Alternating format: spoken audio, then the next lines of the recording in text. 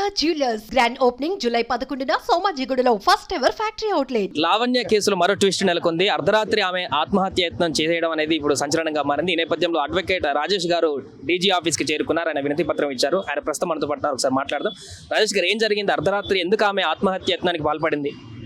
ఇప్పుడు ఆమె సడన్ గా 12:20 అయితే ఒక మెసేజ్ వచ్చిందండి, నేను వెళ్ళిపోతున్నాను, I'm done with this life. నాకు కాకుండా వేరే మీడియా వాళ్ళకు కూడా ఇచ్చారు యాక్చువల్గా. సో దాంట్లో నేను ఒక రివర్స్ 4-5 కాల్ చేసినాము, యాక్చువల్ లిఫ్ట్ చేయలేదు. మళ్ళీ తన తర్వాత ఒక లాంగ్ మెసేజ్ అని కూడా పెట్టింది, 15 lines message. Hi everyone, so and so నాకు దీనికి మొత్తం is reason for my death, ఇవన్నీ కూడా. సో ఇవన్నిటి కూడా ఏసీపీ డీసీపీ వాళ్ళ నెంబర్లు అందుబాటులో లేకుండా సైట్ ప్రాబ్లం కాబట్టి I just call to 100 phone number and coordinated with the Narsing police. And వాళ్ళ పాట్రోలింగ్ వాళ్ళు నాకు రివర్స్గా మళ్ళీ మెసేజ్ కాల్ చేసి వాళ్ళ అమ్మాయి నెంబరు ట్రేస్ చేసి చేపట్టారు. ఫైనల్గా అయితే ఒక 20-25 మినిట్స్లో ఘటనా స్థలం చేరుకొని ఆమె సేఫ్ అని రిప్లై ఇచ్చారు. మీకే ఎందుకు ఆమె మెసేజ్ చేసినారు? ఇప్పుడు ఇప్పుడు ఇంతకుముందు మాకు క్లయింట్స్ ఉంటారు కదా, యాక్చువల్గా ఫస్ట్ టైం 8:30 కాల్ చేసినాము, లిఫ్ట్ చేయలేదు. 9:30 కాల్ చేసినప్పుడు నేను డీటెయిల్గా డిస్కస్ చేసినాము, ఏం జరిగింది, ఆమె కొన్ని క్వశ్చన్స్ అడిగింది, నేను కూడా ఆన్సర్ చెప్పడం జరిగింది.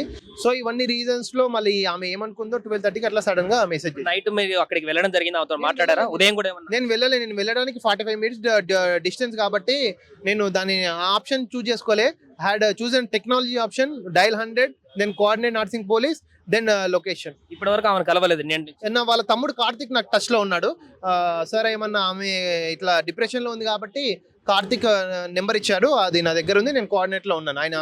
ఆయన ఉండి నాకు ఆమె సేఫ్ అని రిప్లై ఇచ్చాడు. ఇప్పుడు ఏం చేద్దాం అనుకుంటున్నారు ఆమె విషయంలో? ఇప్పుడు డీజీ ఆఫీస్ కి మీరు ఎందుకు వచ్చారు? ఏంటంటే ఇట్లాంటి పరిస్థితి ఉన్నప్పుడు మనం ఇన్వాల్వ్, ఇప్పుడు నాకు మెసేజ్ పెట్టింది కాబట్టి నా యొక్క బాధ్యతగా మీరు ఆమెకు స్టేట్ హోమ్ సపోర్ట్ ఇవ్వండి, భరోసా సెంటర్ సపోర్ట్ ఇవ్వండి, కౌన్సిలింగ్ ఇవ్వండి అని రిక్వెస్ట్ చేసినాం. ఇప్పుడు లావణ్య తరపున మీరేమన్నా ఇనిషియేట్ తీసుకునే అవకాశం ఉందా కేసులో? ఆల్రెడీ ఒకరు వకాలత్ వేసినట్టున్నా, అంటే వకాలత్ దీంట్లో వకాలత్ ఇమీడియట్ గా పడదండి, ఎందుకంటే సీసీ పడినాకనే వకాలత్ ఉంటుంది కాబట్టి. ఒక సపోర్ట్ ఉన్నప్పుడు ఆమె నాకు సెకండ్ సపోర్ట్ ఉన్నప్పుడు నేను ప్రాపర్ గా గైడ్ చేస్తాను ఆమెకి. Will see what will happen. అంటే నేను సాయంత్రం ఆమె మిమ్మల్ని కలిసినప్పుడు అంటే కేసుకి సంబంధించి హెల్ప్ చేయమని అడిగిందా, లేకుంటే మిమ్మల్ని కాల్ చేసింది? యాక్చువల్ హెల్ప్ చేయమని అంటే, ఈసారి నాకు ఫ్యాక్ట్స్ చెప్పండి, నాకు ఒకరొకరు ఒక మాట మాట్లాడుతున్నారు, నాకు మీ మీద నమ్మకం ఉంది, మీరు ఎలా చెప్తారు అంటే మీ ఆలోచన ఏంటి, మీ వ్యూస్ ఏంటి అంటే డిస్కస్ చేస్తాం కేసు గురించి. ఆమె ఏం మనస్తాపం చెందిందో సడన్ గా ఈ మెసేజ్ వచ్చింది. యాక్చువల్ అంటే ఆ కేసులో ఇప్పుడు జెన్యూన్ గా అంటే యాక్చువల్ ఆమె ఫోకస్ వచ్చేసి పెళ్లి అవుతుందా, పెళ్లి కావాలి. పెళ్లి అనేది ఎవరు ఫోర్స్ గా ఇవ్వరు.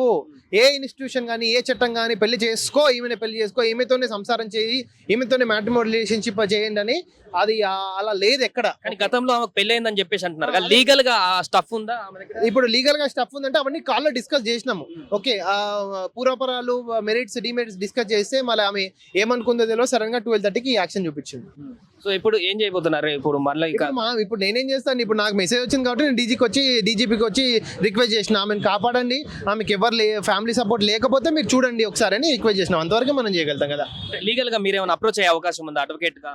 లీగల్ గా అంటే this I can do, I can't file a case against on behalf of her in any court. ఎందుకంటే when she is they came to me, phone లో జరిగింది కాబట్టి మళ్ళీ మన మీదకి వస్తుంది. ప్లస్ మనం కూడా ఒక రెస్పాన్సిబుల్ గా ఉన్నారు కాబట్టి డీజీపీకి ఇచ్చి మీరు చూసుకోండి.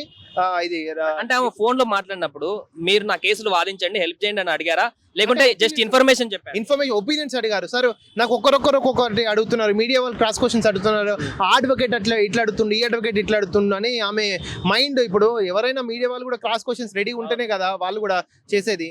సో ఆమె దాంట్లో ఇవన్నీ చెప్పే వరకు ఆమె కూడా మళ్ళీ ఏమనిపించిందో, మెరిట్స్ ఉన్నాయో డిమెరిట్స్ ఉన్నాయో. ఆమె మీరేం చెప్పారు కేసుకి సంబంధించి? ఇద్దరికి ఆప్షన్స్ ఉంటాయమ్మా. మీ పాజిటివ్స్ జడ్జి గారి ముందర పెట్టండి, వాళ్ళ పాజిటివ్ జడ్జి గారి ముందర పెడతారు. డెఫినెట్లీ ధర్మాసనం will take the proper decision as per appropriately based on the merits of the case అని చెప్పాం. యాక్చువల్ అది మొత్తానికి నిన్న రాత్రి జరిగినటువంటి ఘటన తర్వాత రాజేష్ గారు డైరెక్ట్ డీజీ ఆఫీస్కి వచ్చి ఆమె ఇలాంటి పరిస్థితులకు పాల్పడుతుంది కాబట్టి కొంత ఆమెకు సపోర్ట్ చేయడానికి స్టేట్ హోమ్స్ కానీ అట్లాంటి వాటికి ఇన్ఫర్మేషన్ ఇచ్చేసి ఆమెను కొంత డిప్రెషన్లో ఉంది కాబట్టి కాపాడేటువంటి బాధ్యత తీసుకోమంటే ఒక వినతి పత్రంలో ఇచ్చినట్టుగా ఇక్కడ డీజీ ఆఫీస్కి వచ్చారు. బట్ డీజీ లేకపోవడంతో ఇక్కడ ఉన్నటువంటి ఆఫీస్లో ఉన్నటువంటి రిసెప్షన్ దగ్గర వినతి పత్రాన్ని ఇచ్చినట్టుగా చెప్తున్నారు. ఇది రాజేష్ గారు, నిన్న అడ్వకేట్ రాజేష్ గారు ఆత్మహత్య యత్నానికి సంబంధించినటువంటి ఫస్ట్ మెసేజ్ ఆయనకు వచ్చింది. ఆ తర్వాత ఆయన ఇప్పుడు తాజాగా తీసుకున్నటువంటి నిర్ణయం ఇది. సుమన్ టీవీలో మీ పర్సనల్ అండ్ బిజినెస్ ప్రమోషన్స్ కోసం కింది నెంబర్కి కాంటాక్ట్ చేయండి.